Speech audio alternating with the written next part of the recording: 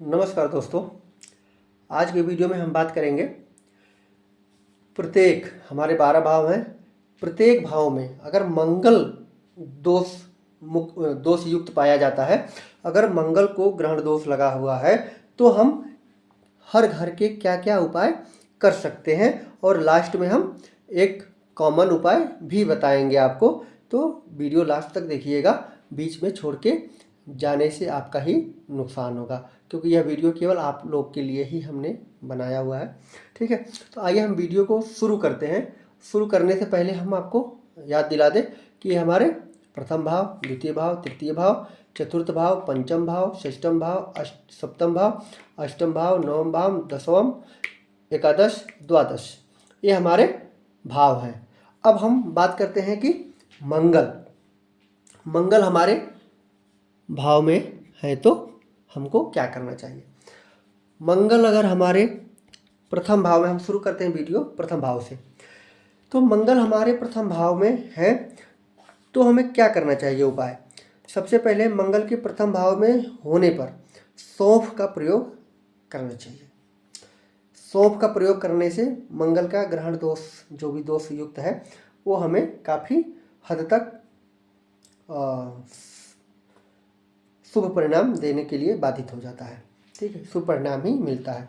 अब द्वितीय भाव में अगर हम मंगल को देख रहे हैं तो मंगल ग्रह दोष युक्त है, तो मंगल के द्वितीय भाव में होने पर रेवड़ियाँ एवं पतासे, ठीक है, रेवड़ियाँ या पतासे बहते हुए पानी में बहाना चाहिए। भाइयों या मित्रों की सहायता से करना चाहिए इसको। इस उपाय को मित्रों और भाइयों की सहायता से करनी चाहिए। अगर तृतीय भाव में हमारे मंगल है तो हमको क्या उपाय करना चाहिए। अगर मंगल हमारा तृतीय भाव में आके दोषपूर्ण हो गया, तो मंगल के तृतीय भाव में होने पर हाथी का दांत अगर उपलब्ध हो जाए तो, और अगर नहीं है तो कोई बात नहीं। अगर हाथी का दांत उपलब्ध है तो घर में इसको रखना चाहिए, और नहीं तो ताऊ जी की सेवा भी करने से आपको शुभ फल प्राप्त होता है, आपका ग्रह दोष खत्म हो जाता है।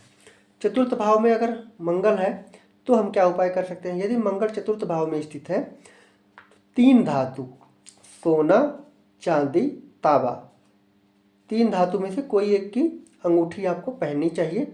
दूध में धोकर चावल कम से कम 7 मंगलवार के दिन, दूध में, याद रखिएगा, दूध में धोकर चावल कम से कम 7 मंगलवार के दिन बहते पानी में बहवाना चाहिए, तो शुभ फल की प्राप्ति होती है।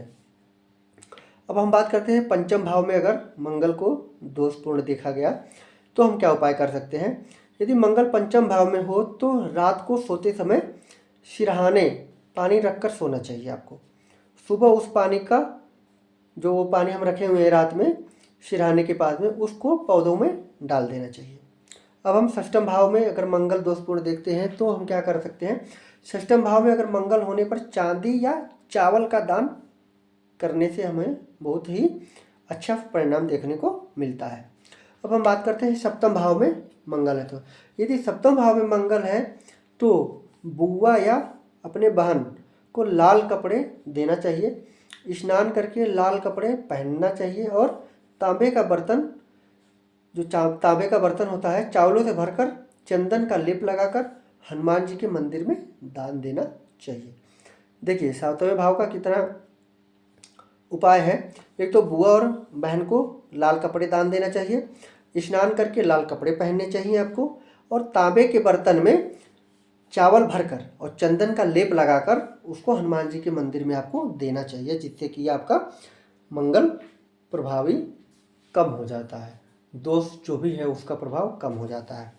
अब हम अष्टम भाव में अगर बात करते हैं तो यदि मंगल अष्टम भाव में है तो सिकी हुई तंदूरी रोटियां, जो मतलब पका हुआ रोटी होता है, उसको क्या है, कुत्तों को डालना चाहिए, और चांदी गले में पहनना चाहिए। अब हम नवम भाव में बात करते हैं। नवम भाव में अगर मंगल है को दोषपूर्ण पाया गया, यदि मंगल नवम भाव में है तो मंगलवार के दिन हनुमान जी को सिंदूर चढ़ाना चाहिए, भोग लगाना चाहिए, और सोने में मूंगा धारण करना चाहिए। अब हम बात करते हैं दसम भाव में। यदि दशम भाव में मंगल स्थित है तो हनुमान जी के मंदिर में नित्य सेवा तथा दर्शन से लाभ प्राप्त होता है। सुंदरकांड के पाठ से भी शुभ फलों की प्राप्ति होती है। अब एकादश भाव की हम बात कर रहे हैं। तो एकादश भाव में अगर मंगल है तो काला सफ़ेद कुत्ता पालना चाहिए। हनुमान जी को सिंदूर चढ़ाना चाहिए, जिससे कि शुभ फलों की प्राप्ति होती है। द्वादश की बात करें, अगर द्वादश भाव में मंगल है तो यदि मंगल द्वादश भाव में है तो सबको मीठा खिलाना चाहिए। मंगलवार के दिन हनुमान जी के मंदिर में जाकर लड्डू बांटने चाहिए। ये तो हो गए हमारे प्रत्येक भाव के अनुसार हमें उपाय। अब हम क्या है, एक अन्य कॉमन उपाय बताएंगे आपको, जिससे कि करने से आपको काफ़ी राहत मिलेगा।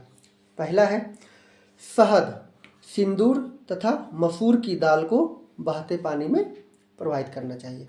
याद रखिए, शहद, सिंदूर तथा मसूर की दाल को पानी में प्रवाहित कराना चाहिए। दूसरा है बड़े भाई और भाभी का सम्मान करना चाहिए। तीसरा, लाल रंग का तौलिया तथा रुमाल उपयोग में लाना चाहिए।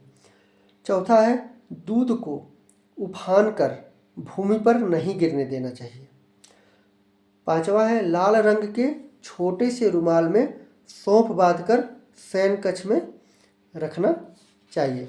इससे भी मंगल आपका काफ़ी प्रभावी होता है और आपको शुभ परिणाम देखने को मिलता है। तो आज के वीडियो में हमने बात किया है मंगल से रिलेटेड उपाय। ठीक है, प्रत्येक भाव में मंगल का उपाय बताया है। नेक्स्ट वीडियो में हम बात करेंगे बुध के लिए कि प्रत्येक भाव में बुध का उपाय हम क्या कर सकते हैं। तो आज के वीडियो में हम बस इतने ही करते हैं। आशा करते हैं कि आपको जो भी हमने बताया उपाय आपको समझ में आया होगा और आप उसका भरपूर उपयोग करके अपने जीवन में शुभता को ले आएंगे। तो आज के वीडियो में बस इतना ही। धन्यवाद। आपका दिन शुभ हो। नमस्कार।